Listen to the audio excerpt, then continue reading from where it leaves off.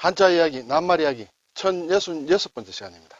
이번 시간은 우리 구독자님 한 분의 요청에 의해서 장원급제라는 낱말을 한번 좀 설명을 해달라 해서 제가 한번 좀 정리를 해봤습니다. 장원급제. 장원이란 말은 뭐 가끔 듣기도 합니다만, 급제했다는 것은 요즘은 뭐 잘 듣기는 힘듭니다만, 아주 국가시험이나 뭐 이런데 고시 같은데 붙으면 급제했다 뭐 이렇게 얘기할 수도 있을 것 같고, 또 장원급제라는 그걸 붙여서 쓰는 그런 낱말도 가끔 들을 수 있습니다. 자, 그래서 오늘 장원이 어떤 낱말이냐, 급제가 또 어떤 낱말이냐, 급제의 반대 또 낙제라는 게 있죠. 이런 것을 한번 살펴보겠습니다.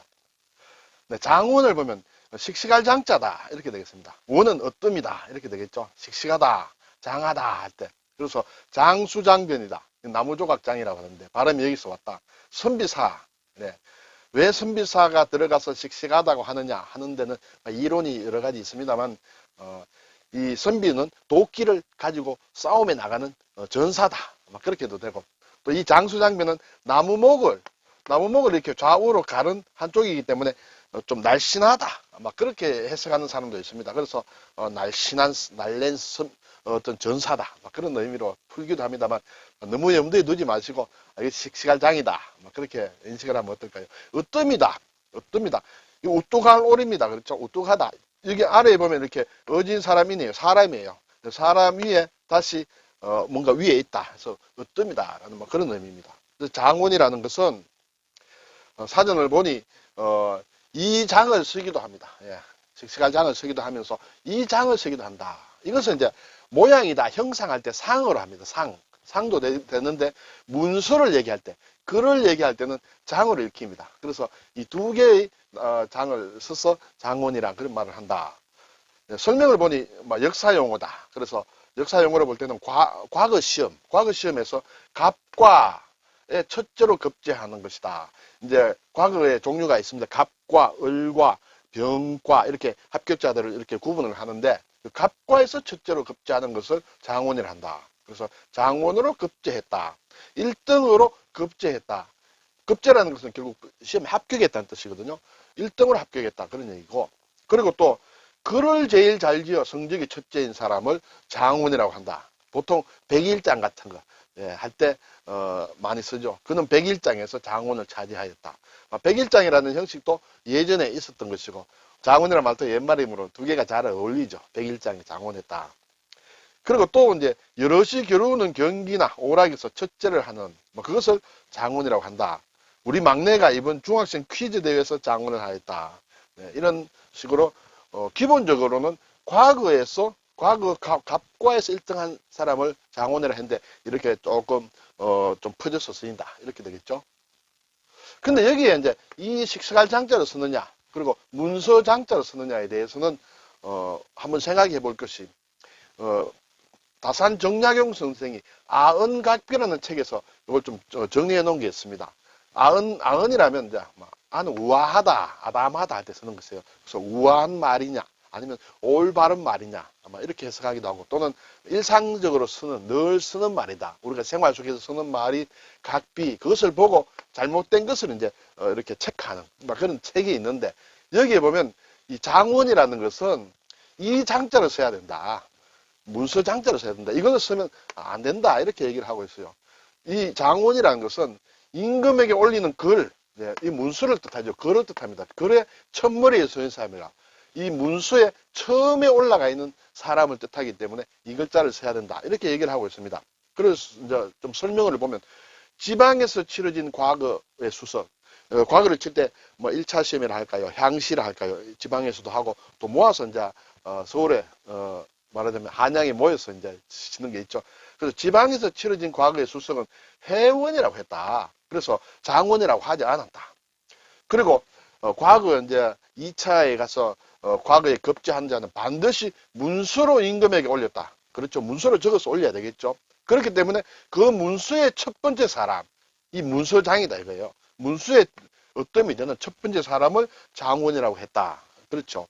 그래서 모든 과거 시험의 수석을 장원이라 하는 것은 우선에 잘못되었고, 두 번째, 이 씩씩할 장으로 쓰는 것도 잘못되었다라고 다산 선생이 이 아은각비에서 그렇게 지적을 했다. 그렇지만은 현재 우리는 사실은 이 씩씩할 장을 쓴 장원을 더 많이 쓴다. 제가 조선 왕조실록을 한번 찾아봤습니다. 찾아보니까 이 다산 선생이 얘기한 이 장자를 써야 된다고 하는 것은 태종 10년에 한 번밖에 나오지 않습니다. 그리고 잘못 쓰는 것이다. 그렇게 지적한 이 장원급제란 말이 13번이 나왔습니다. 그리고 보면 이 당시에 다산이 볼 때는 이게 계속 잘못 쓰여지고 있기 때문에 이렇게 써야 된다라고 주장했고 아흔각비라는 책에 그렇게 적지 않았느냐 이런 생각이 듭니다. 자, 이제 급제란 말 보겠습니다. 급제. 급은 미친다는 뜻이에요. 도달한다는 뜻이에요. 누구누구에까지 미쳐간다, 미친다. 그래서 이르다라는 뜻이에요. 도달한다. 그리고 이제 이것이 이제 시험에 붙는다라는 뜻으로까지 이제 발전을 합니다. 이것은 이제 글자를 뜯어보면 이렇게 하고 사람이니에요. 이것이 사람이니 이렇게 변했다. 그리고 뒤에는 또 우자다. 또 우는 손이 되겠죠. 손으로 앞 사람에게 이렇게 도달하는 것, 미치는 것, 그것을 얘기한다. 쟤는 이제 차례제죠. 우리가 많이 씁니다. 대죽의 아우제자다. 원래 보면. 자, 아우제자가 들어간 것이 차례와 관련된 것은 아우, 형, 뭐 이렇게 올라간다. 그래서 차례다. 이렇게 보면 되겠습니다. 특히 또 대나무는 마디가 있어서 또 차례를 잘 알 수가 있겠죠. 그런데 이 차례라는 차례제자가 기본적으로는 차례로 많이 쓰지만은 그래서 순서다 이런 것도 있지만 역시 순서를 가리는 것은 시험이 대표적인 것이다. 그죠? 그리고 그 시험의 또 대표적인 게 예전에는 과거 시험이었다. 그 과거 시험을 치면 등급이 나오고 서열이 나온다. 순서가 나온다. 그렇죠? 그리고 그것은 결국 합격한다, 급제한다. 이렇기 때문에 이 차례제에는 대표적인 훈의 차례 순서 외에 이러한 뜻들이 있다. 이렇게 되겠죠? 그러면 급제라는 것은 이 과거에 도달했다는 뜻이죠. 그리고 합격했다. 그런 뜻으로 해석할 수 있습니다. 그래서 급제는 과거에 합격하던 것이다. 이것이 과거를 뜻한다. 과거에 미쳤다, 합격했다, 도달했다 이렇게 되겠죠. 그리고 이것이 또 발전해서 시험이나 검사 따위 합격하는 것도 급제라고는 한다.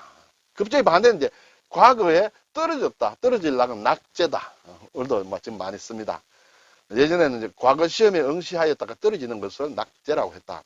또 지금은 이제 진학이나 진급을 못한 것, 그것을 또 낙제라고 한다. 낙제 점수 받았다. 이렇게 되죠. 시험이나 검사 따위에 떨어지는 것도 낙제다. 그리고 일정한 기준에 미치지 못함을 비유하는 말이 낙제다. 이렇게 쓰입니다. 같은 말로는 이제 아래 하자로 써서 하제다. 또는 낙방이다. 이렇게 방을 붙이죠. 합격한 사람은 이제 방을 붙입니다. 그때 방에 없다는 것이죠. 방에서 떨어졌다. 낙과다. 과거에 떨어졌다. 이런 비슷한 말로도 쓰입니다. 이 낙제란 말도 다 처음에는 급제, 과거와 관련된 그런 낱말이다. 이렇게 볼 수 있습니다. 자, 이제 장원급제란 말도 붙여서도 많이 쓰죠. 예, 이것도 역사 용어에서 과거에서 갑과 갑을 병, 합격자를 세 단계로 나눕니다. 합격자 중에서.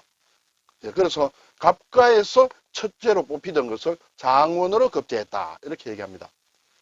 또 달리 얘기를 하면 과거 시험 가운데서 대과의 문과 전시에서 갑과의 수석으로 합격하는 것이다. 예, 이렇게 어떻게 되냐면 결국은 대과다. 대과라는 것은 소과는 1차 시험이라고 볼 수 있습니다. 그게 합격자들 모아서 이제 다 모아서 전체 치는 것이 대과인데 이것이 문과와 무과가 있겠죠. 예. 문과와 무과가 있는데 무과가 아닌 문과 중에서 그리고 최종적으로 임금님 앞에서 시험을 봅니다. 그것이 전시라고 합니다. 네, 저는 이제 궁전전이라는 대궐전이 되겠죠. 그렇게 해서 이렇게 문과 경우에는 예를 들어 33명을 뽑는다. 33명을 뽑으면 최우수 3명을 갑과라 하고 나머지 7명을 을과라 하고 그리고 나면 이제 23명이 남죠. 이 사람들은 이제 병과라고 한다. 그래서 이 갑과 3명 중에서 수석이 장원이다. 그 사람은 이제 장원 급제했다. 이렇게 되는 모양입니다. 그래서 갑, 을, 병 이렇게 각 과에 따라서 합격을 했을 때 처음으로 벼슬을 등급을 몇 등급 주느냐 하는 게 이제 정해지겠죠. 오늘 장원급제를 한번 살펴봤습니다. 지금은 이 장원을 많이 쓰지만은 다산 선생의 견해에 의하면 이것이 맞다 이렇게 얘기를 하고 있습니다. 네, 그래서 급제란 말을 붙여서 장원급제란 말을 많이 또 한다는 것을 한번 살펴봤습니다. 감사합니다.